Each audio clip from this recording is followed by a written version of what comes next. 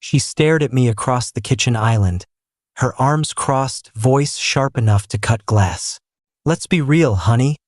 You need me way more than I need you. I'm the spark in this marriage. Without me, you'd just be some quiet accountant crunching numbers in silence. If you don't start appreciating what I bring to the table, plenty of men would jump at the chance to take your place. I didn't answer. I just held her gaze for a long second, then turned and walked out of the room. The next morning, while she was still asleep, I quietly canceled the joint streaming accounts she used daily, removed her from the premium family phone plan I'd been paying for, transferred the utilities I'd always covered into my name only, and submitted the paperwork to remove her as an authorized user on both my credit cards. When she woke up and inevitably panicked, calling from a neighbor's phone, I answered once. Her voice was already frantic. I said calmly, "You said you'd replace me. Go ahead and find him," and ended the call. Peace settled over the house like fresh snow, thick, clean, and utterly silent. No more true crime podcasts blaring from every speaker at full volume. No more shopping bags piled by the front door like trophies. No more walking on eggshells wondering which version of my wife I'd come home to that night. My savings account finally started climbing instead of free-falling, and I could hear my own thoughts again for the first time in 4 years. To understand how I reached that moment of perfect, icy clarity, you have to know how slowly the trap closed around me. I'm 32, a senior accountant at a mid-sized firm downtown. I make good money, comfortable, steady money that lets me sleep at night knowing the mortgage is covered and retirement is on track. Growing up, my family scraped by on one modest income, so stability became everything to me. When I care about someone, I show it by removing worries, by handling the details so they don't have to. My wife, let's call her Lauren, was vibrant in a way that made rooms tilt toward her. She worked part-time as a yoga instructor and spent the rest of her energy building what she called her personal brand online. Fitness reels, morning routines, sponsored smoothie posts. In the beginning, I admired it. She was passionate, disciplined in her own way, and when she turned that bright energy on me, I felt chosen. We met 5 years ago at a mutual friend's barbecue. She laughed at my dry jokes, asked about my work like it genuinely interested her, and by the end of the night, she was leaning against my shoulder watching the fireworks. 6 months later, we were engaged. A year after that, married. I happily became the foundation so she could build her dreams on top of it. I paid the mortgage on our 3-bedroom house in the quiet suburbs because my income easily qualified and hers didn't. When her aging SUV started breaking down constantly, I traded it in and bought her a new Lexus hybrid. Perfect for content, she said, and I agreed because seeing her excited made me happy. I added her to my phone plan, gave her access to the joint account for household needs, and never questioned the growing list of subscriptions: Peloton, Masterclass, Adobe Suite, multiple beauty boxes. Over time, those household needs quietly shifted into photography equipment, ring lights, wardrobe for sponsored posts, and weekend retreats with her influencer friends. Whenever I gently asked about budgeting, she'd tilt her head and smile that half-sympathetic smile. "Babe, this is an investment. You want me to succeed, right? You always say you believe in me." If I pushed harder, the warmth vanished. She'd go quiet for days, sleep in the guest room, post cryptic quotes about unsupported partners. I'd end up apologizing, reassuring her that, of course, I supported her dreams. I told myself it was temporary, that once her brand took off, things would balance out. But the gratitude faded. She stopped thanking me for handling bills, started rolling her eyes when I talked about work. "Numbers all day must be so draining," she'd say, not unkindly, but in a way that made me feel small. She began comparing me out loud to the husbands of her online friends. Men who surprised their wives with spontaneous trips to Tulum, who hyped every post in the comments, who apparently never complained about money. The real fracture started about 8 months ago.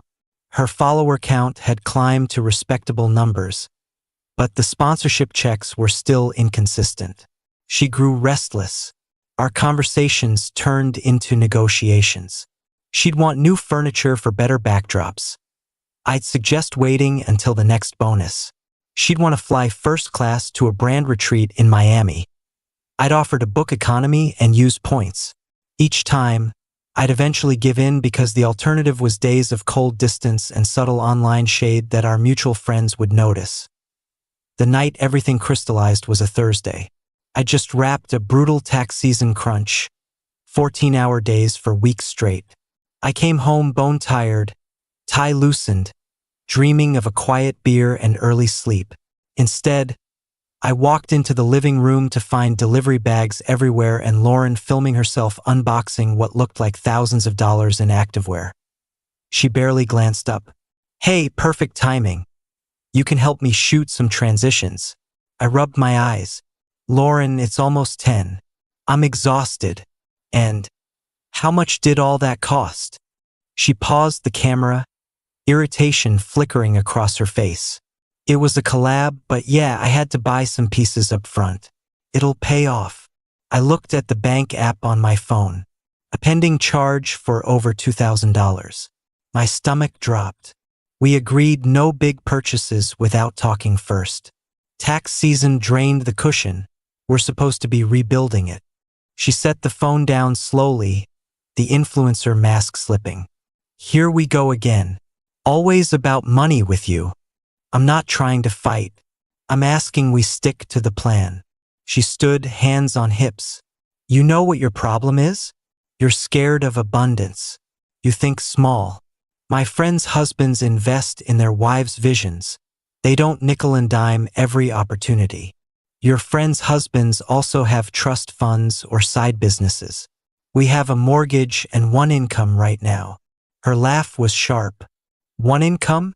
That's your choice to keep me small. I'm building something huge, and you're dragging your feet every step." The argument escalated fast. I tried to stay reasonable, but exhaustion made my voice tighter than usual. Finally, she stepped close, eyes blazing. "Listen carefully," she said, voice low and deliberate. "This marriage works because of what I bring: energy, beauty, inspiration. Men notice me every day. I get offers constantly. Without me, you'd go back to your quiet little life, eating takeout alone. No spark, no passion. So maybe start acting grateful. Because if you keep treating me like an expense instead of an asset, I'll find someone who sees my worth." She waited for me to fold, to apologize like always. Instead, something inside me went perfectly still. The exhaustion, the resentment, the years of quiet compromises. They all aligned into one clear thought. She had just defined our marriage as transactional. And transactions can be ended. I didn't argue. I nodded once, turned, and went upstairs. She called after me, confused by the lack of fight, but I closed the bedroom door softly and lay awake planning that I waited until she was deeply asleep, around 1 in the morning, then slipped downstairs. I opened my laptop and made a list of every financial thread connecting us that was under my control. The utilities, the streaming services, the phone plan, the credit cards, even the home security system and lawn service. I didn't touch the joint savings or mortgage, that would come later through proper channels, but everything discretionary, everything she'd taken for granted. I prepared to sever it at 6:30 the next morning. I showered silently, dressed sharply, and packed an overnight bag with clothes and important documents. Before leaving, I moved her Lexus keys from the hook by the door to my briefcase. The car was titled in my name alone. Her credit hadn't qualified for the loan, so I'd signed solo. I drove it to my office parking garage and left it there, safe behind the gate. I spent the morning at a quiet cafe near work, sipping coffee and executing the plan with methodical calm. First, the credit cards, removed her as authorized user on both. Then the phone carrier, suspended her line for lost device. I canceled the joint streaming logins, changed passwords on everything from Disney Plus to the New York Times subscription she read daily. I called the electric and water companies, requested the accounts be split and hers transferred to a new billing name effective immediately. Each representative asked if I was sure. Each time I confirmed .by10, the dominoes were falling. I turned my phone off and focused on actual work for a few hours, an unfamiliar luxury. When I powered it back on around noon, the screen exploded with notifications. Missed calls climbing into the teens. Texts that started confused and quickly turned desperate. Where's the car? I have a shoot at noon. My cards aren't working. What did you do? I can't even call an Uber. My phone says no service. Then the call from an unfamiliar number. I answered. Hello? What the hell have you done? Her voice cracked with panic. My phone's dead. The cards are declined, and the car is gone. This is insane. Take a breath, I said quietly. Don't tell me to take a breath. You're trying to punish me because I told you the truth last night. This is controlling. This is abuse. You told me you'd replace me if I didn't behave properly, I replied, voice steady. You said I needed you more. I'm simply stepping aside so you can prove it. Silence stretched. Then softer. I was angry. I didn't mean it like that. You were very clear, Lauren. You defined our roles. I'm the provider, you're the spark. If the spark can shine elsewhere, it should. Please, she whispered. Just come home. We can talk. Turn everything back on. I'll be better, I promise. I'm not coming home tonight. And no, I won't turn things back on. You have options. Use them. You're really doing this? Over one fight. It's not one fight. It's 4 years of hearing my contributions reduced to a paycheck while yours were treated as priceless. You drew the line last night. I'm respecting it. She started crying real panic sobs. I can't even get to my parents' house. I have no way to pay for anything. Then reach out to one of those men who notice you every day, I said. I'm sure they'll help. I ended the call, blocked the neighbor's number, and for good measure blocked her socials too. No anger surged through me, just profound relief. Over the next days, I stayed in a comfortable extended stay hotel near work. I hired a lawyer to start formal separation paperwork. The house was in both names, but I'd continue paying the mortgage until we sold or refinanced. Fair was fair, but everything else discretionary ended that morning. Her friends descended, of course. Texts from people I'd hosted at barbecues, people whose weddings I'd paid for gifts. They called me cold, heartless, accused me of financial abuse. I replied to one, the loudest, with simple facts. She declared the marriage transactional and threatened to leave. I accepted the terms. Crickets followed. Word filtered back slowly.